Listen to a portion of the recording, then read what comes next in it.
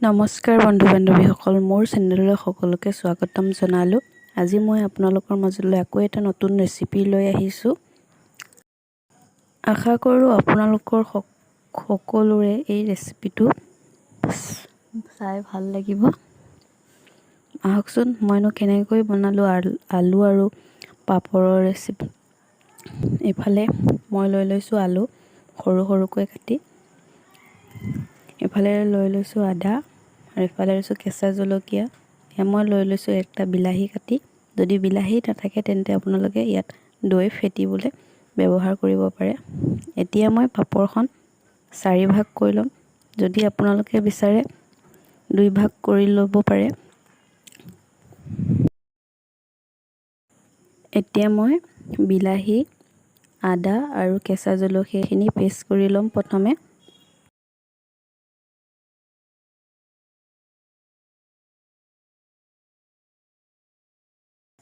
এনে দেখিছে মোৰ পেষ্ট কৰা হৈ গ'ল। এতিয়া মই কেৰাহীত তেল দি পাপৰখিনি প্ৰথমে ফ্ৰাই কৰি ল'ম।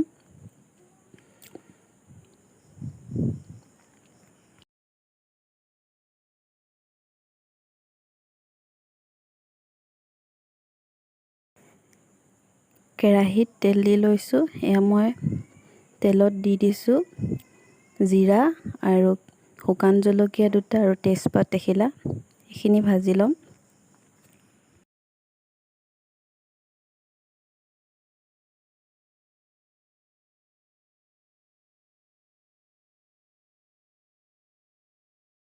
এতিয়া মই ইয়াত দি দিছোঁ আগতীয়াকৈ কাটি ৰখা আলুখিনি মই অলপমান সময় ভালকৈ ভাজি ল'ম।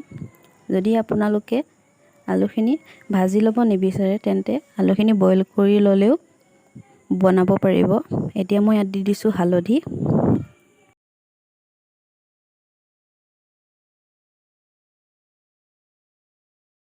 এতিয়া মোৰ আলুখিনি ৰঙচুৱা হৈ গৈছে। ইয়াত মই দি দিছোঁ আগতীয়াকৈ পেষ্ট কৰি ৰখা বিলাহী, কেঁচা জলকীয়া আৰু আদা। এইখিনি মই আলুৰ লগত আকৌ এবাৰ ভালকৈ অলপমান সময় ল' ষ্টিম দি ভালকৈ ভাজি ল'ম।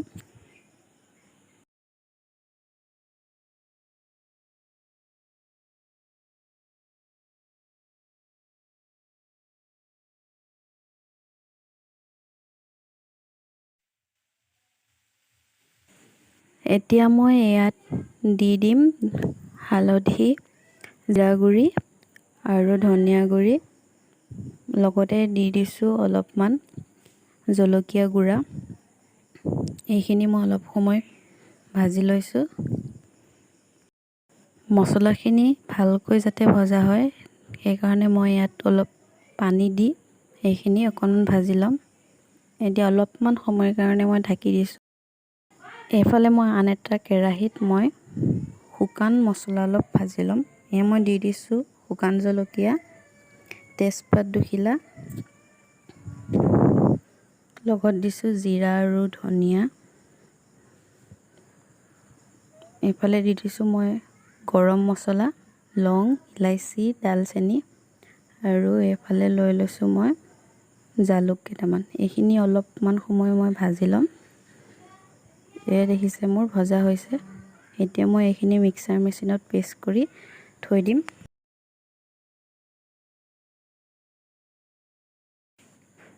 এইফালে মোৰ তৰকাৰীখিনি লাহে লাহে উতলিব ধৰিছে। এইখিনি মই আকৌ অকণমান সময়ৰ কাৰণে ঢাকি দি অলপমান পানী দি দিছোঁ।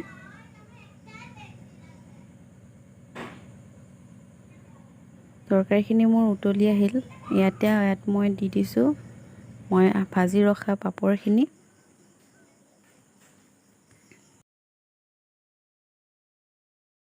এইখিনি অলপমান সময়ৰ কাৰণে আকৌ মই ঢাকি ৰাখিছোঁ। এতিয়া তৰকাৰীখিনি মোৰ লাহে লাহে হ'ব ধৰিছে। এতিয়া মই ইয়াত দি দিম ভাজি ৰখা মই মছলাখিনি।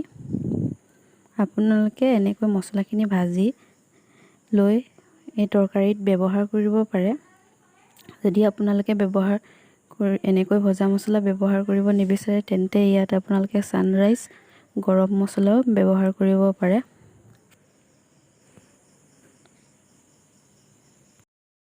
এয়া মোৰ তৰকাৰী হৈ গৈছে।